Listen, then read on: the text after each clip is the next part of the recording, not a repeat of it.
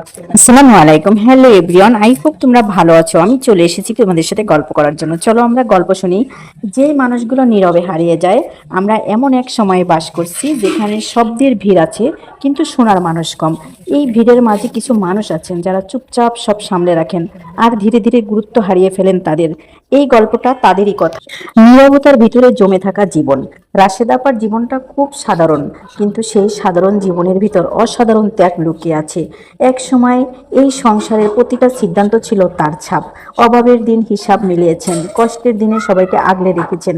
নিজের কথা কখনো ভাবেনি, কারণ সংসারটাই ছিল তার পৃথিবী। সময় বদলেছে, ছেলেমেয়েরা বড় হয়েছে, নিজেদের মতো করে চলতে শিখেছে। যার ঘরে এখন কোনো অভাব নেই, কিন্তু রাশেদ আপার গুরুত্ব যেন কমে গেছে। তিনি কিছু বললেই বলা হয়, এখন এইসব ভাবার দরকার নেই তোমার। কিছুই বুঝতে চাইলে শোনা যায়, তুমি এসব বুঝবে না গো। তিনি দেখেন প্রয়োজনীয় জিনিস নষ্ট হচ্ছে, অপ্রয়োজনে টাকা উঠছে, মন কাঁদে, তবু চুপ করে থাকে, কারণ তার অনুভূতিগুলো এখন আর জরুরি নয়। ধীরে ধীরে তিনি বুঝে যান চুপ করে থাকলে সবাই অভ্যস্ত হয়ে যাবে। একদিন তিনি নিজের জন্য একটু সময় বের করেন, নিজেকে আবার চিনতে চেষ্টা করেন। এই চেনাটুকি তার শক্তি হয়ে দাঁড়ায়। সময় থাকতেই বুঝে নেওয়া দরকার, সংসার শুধু দায়িত্বে চলে না, চলে সম্মান আর অনুভূতিতে। যারা নীরবে সব বহন করে তাদের অবহেলা করলে একদিন সংসারটা ফাঁকা হয়ে যায়। আজ যদি আমরা এই নীরব মানুষগুলোর দিকে একটু মন দিই, তাহলে হয়তো অনেক গল্প কষ্টে শেষ হবে না, হাসি খুশিতে ভরে উঠবে জীবন।